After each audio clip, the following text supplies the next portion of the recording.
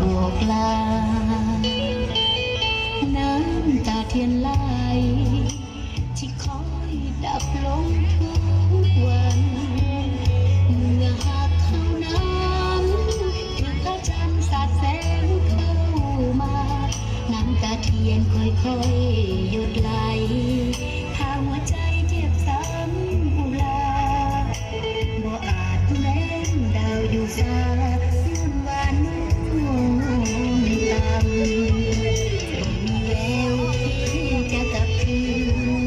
บ่อาจฝืนกับโศกชะตาบุญวาสนาเกิดมาได้เพียงเท่านี้เจ็บปวดสักใดก็บ่ได้ใจเจ้าคืนมาดาวลอยอยู่ฟ้าน้องมีหน้าตก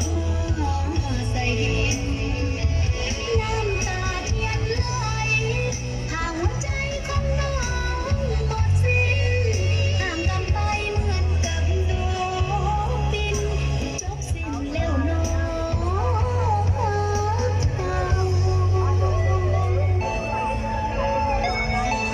เจ้าน้องขอฝากเด้อผลงานเพลงน้ำตาเทียนเนาะต้นฉบับของเพิ่นแม่นก้องชัยวงศ์เนาะแต่ละทางก็บ่น้อยบอกว่า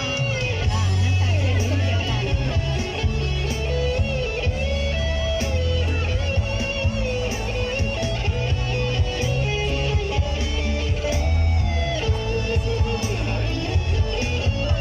บ่มีแววที่จะกลับคืนบ่อาจฝืนกับโศกเศร้าตาบุญวาสนาเกิดมาได้เพียงเท่านี้เจ็บปวดสักใดก็บ่ได้ใจเจ้า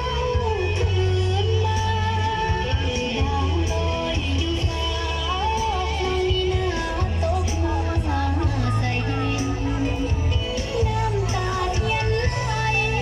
หากหัวใจของน้องหมดสิ้นห่างกันไปเหมือนกับดวงดินจบสิ้นแล้วน้อง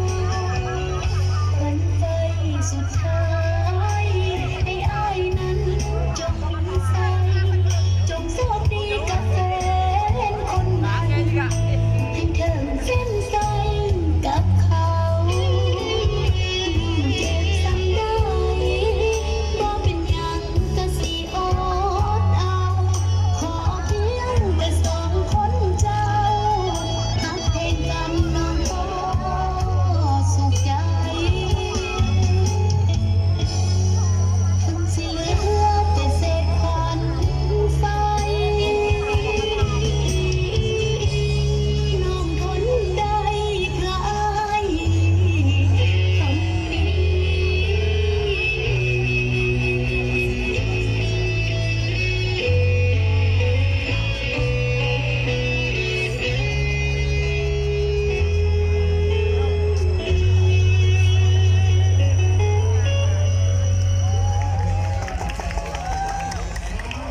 ขอเข้าใจในเสียงตบมือเทว่ามือนี้ก็จะได้ขึ้นเป็นมือที่สองเนาะขอเข้าใจทั้งโทรภาพเนาะเจ้าสถานีโทรภาพนครหลวงเนาะขอบใจคณะกรรมการพิเศษก็ขอขอบใจทั้งอาจารย์แหลวคำเนาะที่เพิ่นให้โอกาสได้มาเปิดเพลงใหม่ๆจากค่ายลาวเพลินสตูดิโอเมสินตลาดเศร้าเนาะขอเข้าใจขอให้ทุกคนลิ้นบุญมวลเด้อให้มีโชคมีไซโชคดีกันตลอดไปขอบใจ และขอขอบใจมาอย่างอีกครั้งหนึ่งเนาะสำหรับเพื่อนสุธิดาวปาน้อยที่ขึ้นมาเล่นผลงานเพลงให้เรารับชมในค่ำคืนของมื้อนี้ตอนนี้เดี๋ยวจะเอาไปลงกันก่อนละกันเนาะ